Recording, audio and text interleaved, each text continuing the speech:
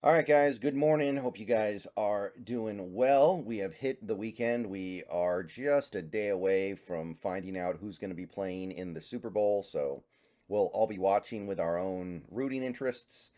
And before we get there, I want to go ahead and crack open the conversation about how to create cap space for the Seattle Seahawks in 2024 because we need it. And most of this information I've already talked about in previous videos, but I put it all in one place and we're going to go over the whole thing one by one.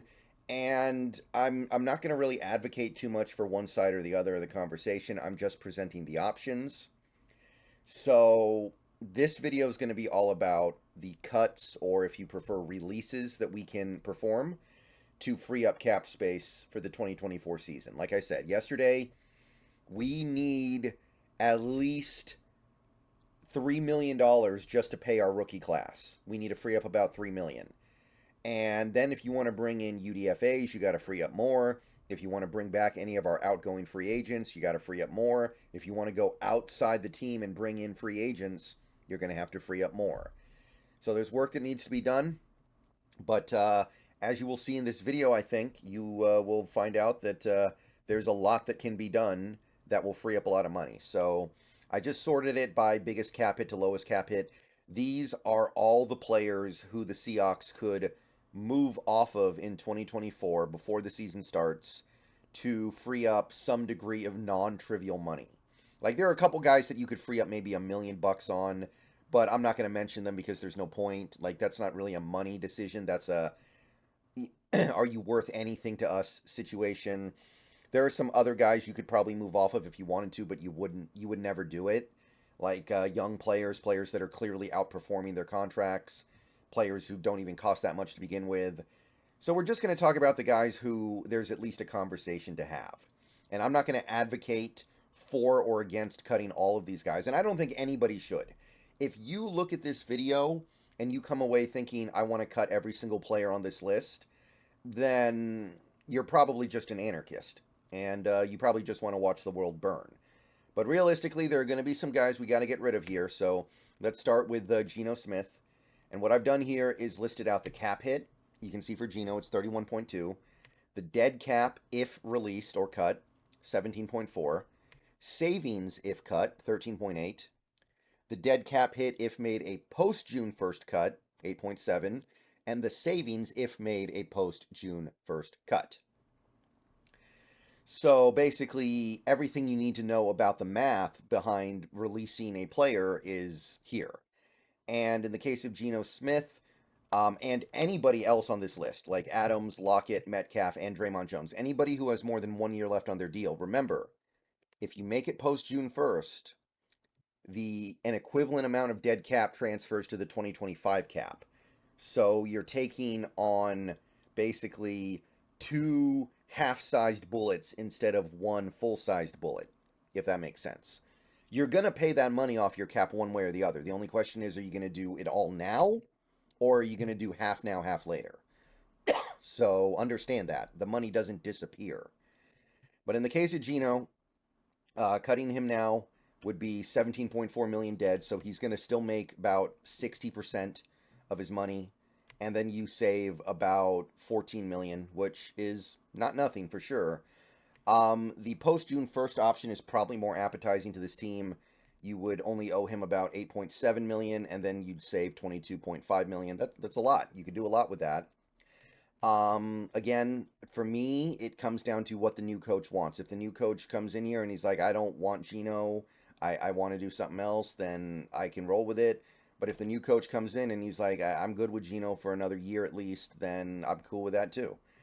And Geno's going to be part of some future videos that I make as well as we discuss other options to reduce that cap hit. It's not that crippling of a cap hit yet, admittedly. We have bigger problems than Geno making 31.2, but there is probably something that can be done about this number to make it lower. I don't know if it's going to be letting him go, but it's on the table, and you can see it does save a lot of money. 13.8 or 22.5. Okay, the next guy would be Jamal Adams. I feel like this one's a no-brainer at this point. There's no way he's here next year, and if he is here next year, I would assume we brought in somebody like like a Mike McDonald, and he just looked at Adams and was like, I can fix it. I can make this work. Trust me. Like, that's what it would take. But his current cap hit is just shy of 27 million. Dead cap hit is just under 21 million, so you only save 6.1 million, which is not nothing. I would rather have 6.1 million than have Jamal Adams on the roster next year. I really would. Now, post June 1st is probably more appetizing to this team if they go this route. Then they owe him 10.4 this year, 10.4 next year, and the savings this year are substantial, about 16.5 million. This is probably the route the team will take if they do this. This way they're able to save. I mean, that's substantial. You could probably re-sign Leonard Williams plus more with just that money. So Jamal Adams, one way or the other, I don't think he's going to be here.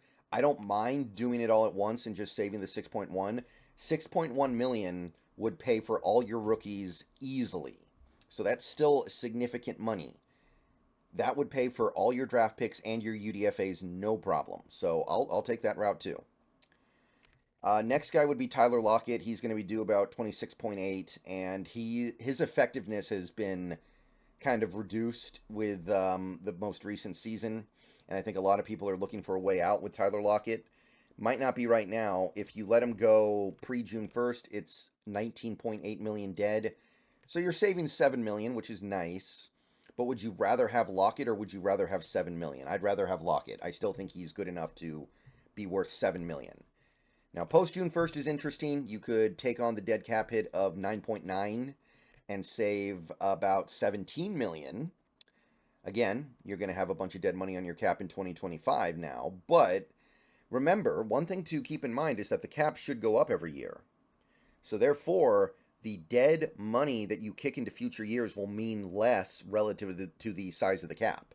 So there is some actual galaxy braining, because remember, there's no interest. This is like paying for things on a credit card with no interest rate. So the 16.9 million is, I mean, that's big. That's more money than we save on the post-June 1st Adams release. But unless the new head coach comes in here and is like, I don't want to deal with a wide receiver who doesn't fight for yards after the catch and can't block, then I imagine we're going to roll forward with Lockett for one more year and then make a decision in 2025. Next guy's DK Metcalf. He's owed $24.5 million in 2024.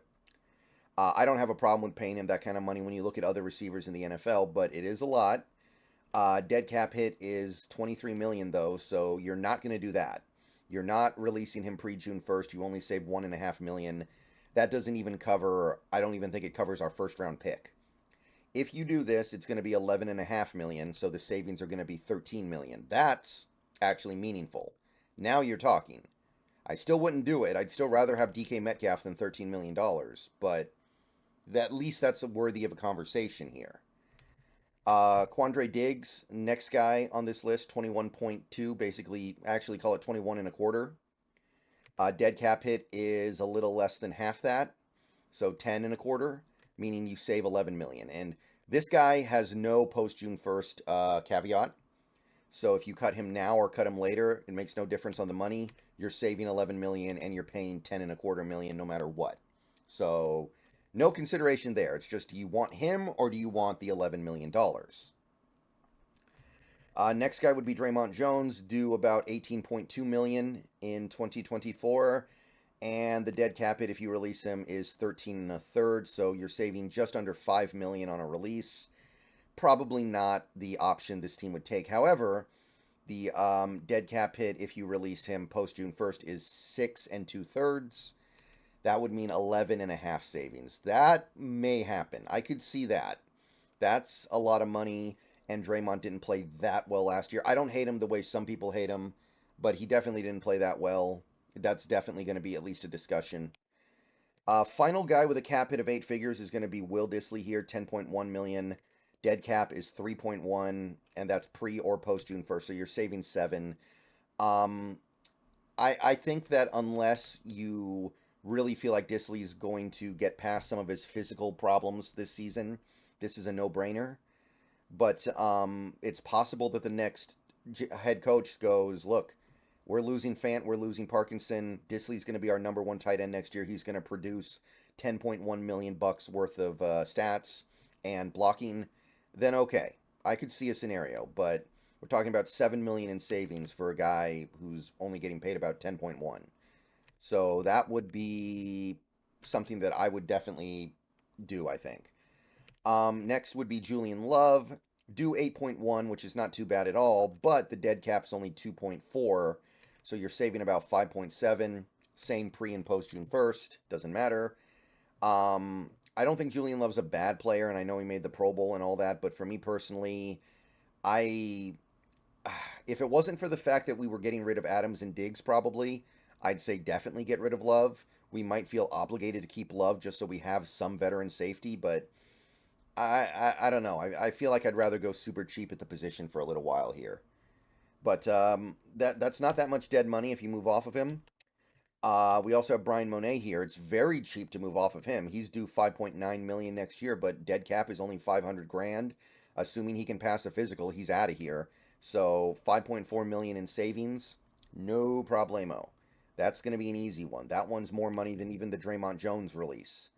So I imagine that's going to happen no matter what, because Monet's been completely worthless for a while now. And I'm not just talking about the injury either. When he plays, he's not very good. Jaron Reed, next guy. This guy's played really well for us, so I don't think this is going to happen, but he is older, and it's very possible that this Seahawks team just goes, look, we're trying to get younger here. We're trying to roll things over. We don't need to have somebody like Jaron Reed clinging onto the roster. Do 6 million, only 1.5 dead if cut. So that's 4.4 million in savings approximately. And maybe the coach decides he'd rather have just a clean slate rather than clinging onto a veteran who, by the way, is probably due to fall off a cliff pretty soon because he's older. Nick Bellore, due just under 4 million next year, only due 1.15 if cut, so you're talking about 2.8 million in savings. Pre-post, doesn't matter. That's got to be a no-brainer. I know he did technically make, I think he made the Pro Bowl this year, but he just doesn't do enough. He's a pure special teamer, and basically his value was Monday to Saturday, not Sunday. He didn't provide value in games. He provided value during the rest of the week more than anything, I think. D. Eskridge is going to be my last guy. This one's a little bit different because he's so cheap. This is just a matter of, do you think he's worth anything? And it seems like the answer is no. He doesn't play enough, and when he does, he doesn't do enough. Only due 1.9 million, but he's also only due 422,000 if cut. So you're looking at saving $1.5 million. And I imagine most coaches we can get would look at Eskridge and go, look, it's not working. Why cling on to it?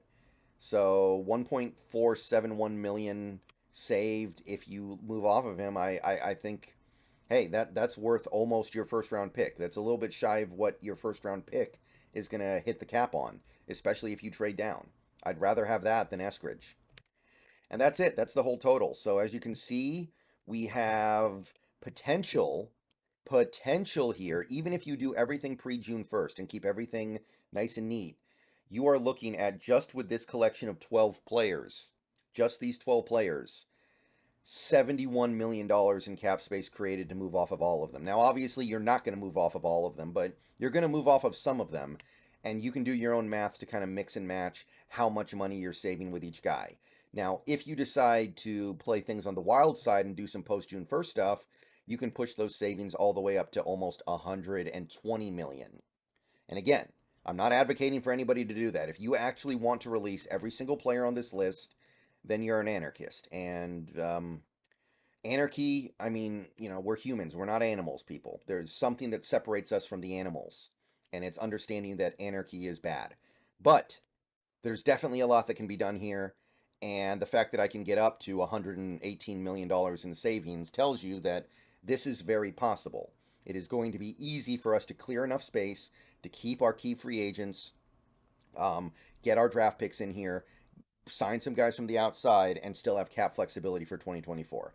All right, more videos coming later, but let me know what you think down below. I will see you guys later, and as always, go Hawks.